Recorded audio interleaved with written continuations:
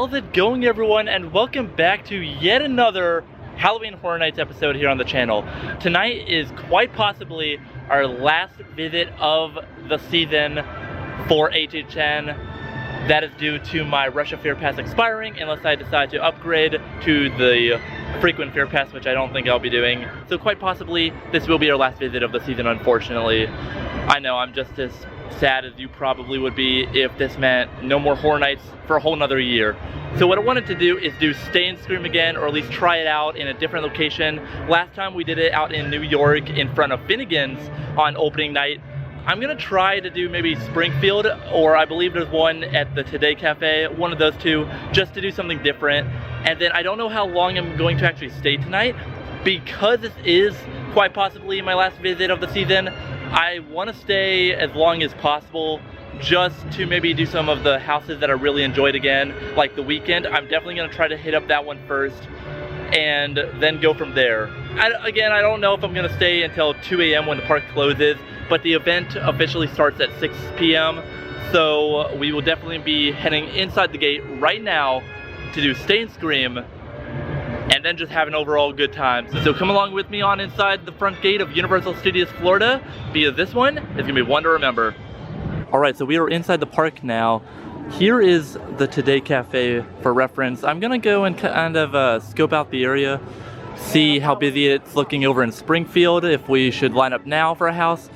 I don't know. They do open up the Stay and Scream zones at around 3-ish. So we're gonna go and see how busy it's looking. So we've made it to the Stay and Scream zone over by Springfield.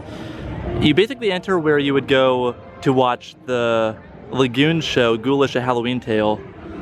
And then these are the two houses that you can get ahead of the crowd to wait in line for, which are The Weekend After Hours Nightmares and Universal Monsters Legends Collide. It doesn't look too busy right now. Let's just hop in there, see what's going on. So it looks like here is where the line will start for The Weekend, which is what we are going to do first. When I did Stay and Scream here last year, I definitely was late to the party and the line was already way backed out of the Central Park zone, so this is already looking much better. And then in other updates, we finally have official Halloween Horror Night Park maps. These have been missing throughout the entire event, so it's good to have them back. And to my knowledge, the reason that we have never had park maps up until now through the event is because one of the IP houses, which Hellblock Horror ended up replacing, backed out last minute and they had to reprint all the maps. So to my knowledge, that is actually why they basically waited until the event was already halfway over to bring them out. But so good to have them at long last. And another thing too, I know Horror Nights is typically a night event, it takes place at the night, but if you were doing these Stay and Scream zones, you're out here in broad daylight waiting for these houses and the event to start. So be sure to drink plenty of water, or in this case, ice cold Starbucks coffee. It's only 4:30 now, and they're moving us across closer to where we will enter the house. Looks like they're stopping us right here at Animal Actors.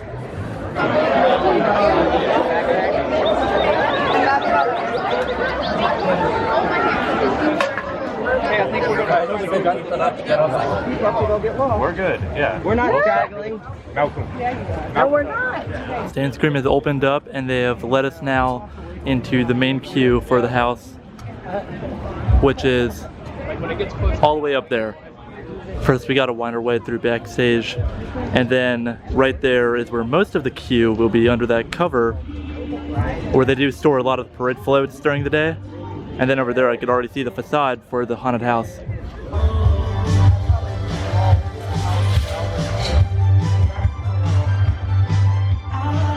And just like that, my video is demonetized.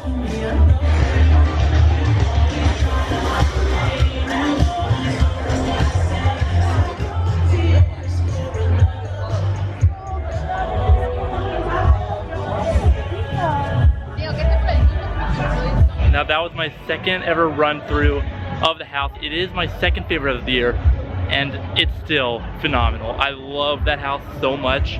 I just love the whole vibe it gives. You honestly feel like you are in the middle of a music video with The Weekend. 10 out of 10 haunted house. Definitely recommend. Second house of the night, Universal Monsters Legends Collide. And so now I just came out of Universal Monsters Legends Collide. I have to say I was a little harsh on it, I guess opening night. I guess it kind of got a bad run through because this time it actually impressed me. The house has great set decorations. I got almost every scare. A couple times I actually jumped, and I don't scare easy in houses, so that's always a bonus. I still though don't like how it's very mummy focused. You have the three monsters, the mummy, Dracula, and the Wolfman, and mummy pretty much takes over the entire house. So it's basically just a mummy house where the Wolfman and Dracula only appear like 2 or 3 times. I still enjoyed this run through of the house. This was only my second time going through it, so I enjoyed that. And in case you guys were curious, the Wolfman won at the end, even though he only appears a couple times. So yeah. And so for this night, it is proving that Stay and Scream is vital if you want to ensure that you do at least most of the houses in one night, because we already did 2 of them. The event doesn't officially start until 6 o'clock or 6:30. It is not even 6:30 yet, it's only 6:20. So we basically walked right into our first 2 houses. So Stay and Scream, definitely the way to go if you have a daytime ticket, because that's the only way you will be able to do Stay and Scream. Otherwise you have to do it from outside the park when everyone's trying to rush in after the opening ceremony at once. And now let's do a quick run through of Bugs Eaten Alive, since the wait is still relatively short.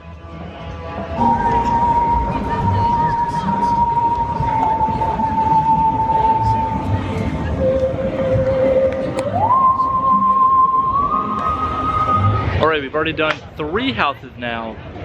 Now we're moving on to Descendants of Destruction, one of the big surprises for me this year. Let's do it. And again, guys, Stay and Scream is just proving to be the way to do horror nights. Look at this, 4 houses, hardly waiting for any of them.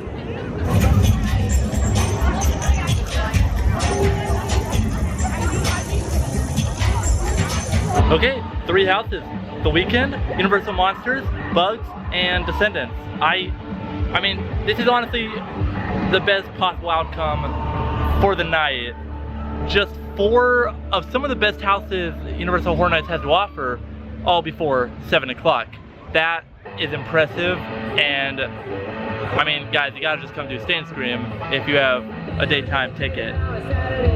Now, we might be taking it easy going on forward. I don't know if we're gonna do any of the houses right now. Maybe go hop on Men in Black, because it's right over there, and I love the very short wait times that it gets during horror nights. So let's go do that. Just take a quick spin on it and then see where the night goes from there. Now, this is historically one of the best rides to use the single rider privilege on, although for horror nights there's hardly even a wait for standby. The last suit you will ever wear.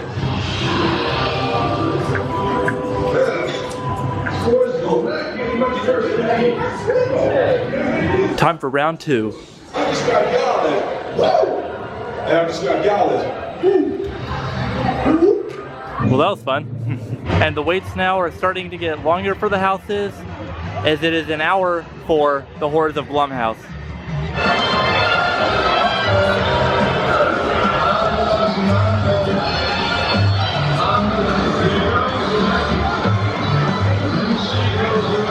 Well, I didn't realize that there was supposed to be a rocket launch tonight, but after a short Google search, I realized what was up in the sky, and it was a SpaceX rocket that just launched over the park. I had no idea, so we just got to watch a real life rocket launch here tonight at Horror Nights. That's pretty cool.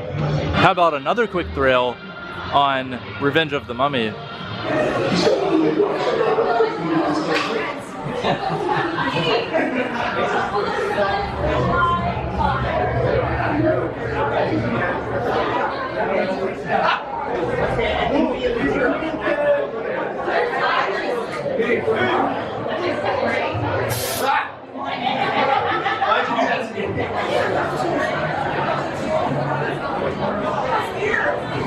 Interview a lot more if I ain't got my cup of coffee! Thank you.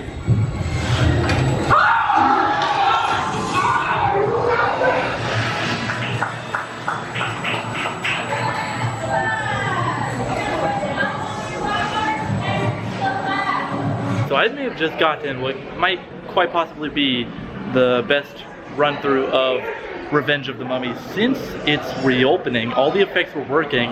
This was the first time that I've seen the Imhotep animatronic in the first scene actually functioning since my first ride on it on opening night of Horror Nights. The ride also just ran overall very smooth. There wasn't as much like stopping or delays as what I have gotten on previous run-throughs of the ride. So glad that they could get all the kinks worked out for the ride. All right, let's brave the horrors of Halloween scare zone now. All right, time to pay the Pumpkin Lord some respect. I have taken root and will now accept your praise. I am the Pumpkin Lord. Now the Pumpkin Lord, always an icon. Love seeing him here every night at the event.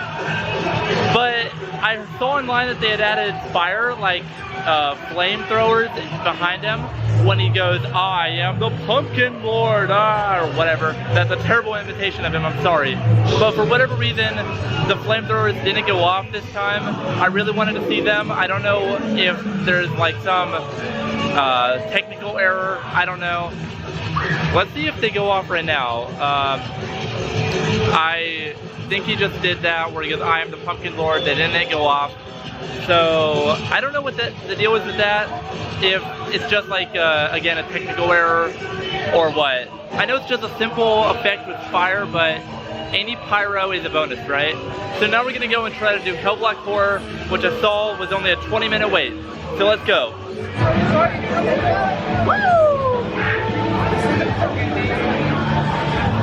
So Hellblock Horror, still towards the bottom of my list of houses this year. I think it has something to do with the fact that the house was changed very last minute when a certain intellectual property backed out and they had to scrap that idea, but they still built the house. So they had to redesign it to fit sort of a new theme so that the event can still have 10 houses this year, but I don't know. I assume it's because the rush timeline to complete the house definitely had an impact and something to do with why it's not really as good as the other ones this year. Now I just purchased my first ever alcoholic drink from Horror Nights. It is the Savior Tears drink over at the Weekend After Hours Nightmare Bar right over here. And I'm excited to try it, especially as someone who doesn't particularly go out of their way to drink alcohol that much, especially at a theme park. So let's find a quiet place, and then I could kind of give my honest review of it. All right, so the Savior Tears drink. Here, let me move this out of the way. It'll be very interesting how I feel that this tastes, and of course I had to splurge for the Blinky Cup. These are very famous and iconic here at Horror Nights, so I'm already kind of starting to spill it. Let's have our first sip. That is actually a lot better, just more like flavorful than I expected. Again, someone who doesn't drink alcohol, I don't typically like things that are very strong. I asked the bartender if this would be too much for someone who doesn't drink much, and he said that it does include about 3% more than most other alcoholic beverages in the park. It's actually pretty good. I haven't gotten any of the bobas to see how they would taste, but yeah, I definitely recommend this when coming to the park for Horror Nights. Oh, I just got one of the bobas. Now, as someone who drinks alcohol barely ever, I managed to finish it. I sat here for like the last 10 or 15 minutes drinking this and surprisingly actually finished it. I'm not known to being able to finish alcoholic drinks. You could ask Daniela all about that.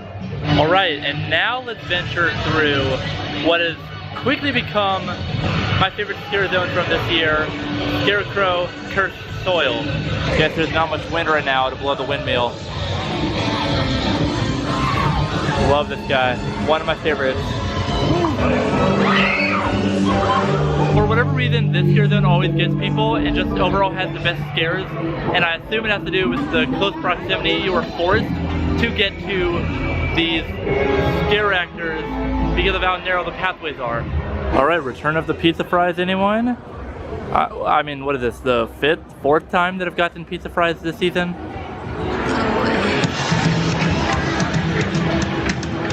I really don't know why those pizza fries are so addictive. I don't know, I might have a small problem. Now it's time for Spirits of the Coven, which has a 45-minute wait. This has been, up to now, my least favorite house this year at Horror Nights. Let's see if I can get a better run through this time, because maybe I just had a bad run through and was a little harsh on it. I don't know. I'm excited to do it again though.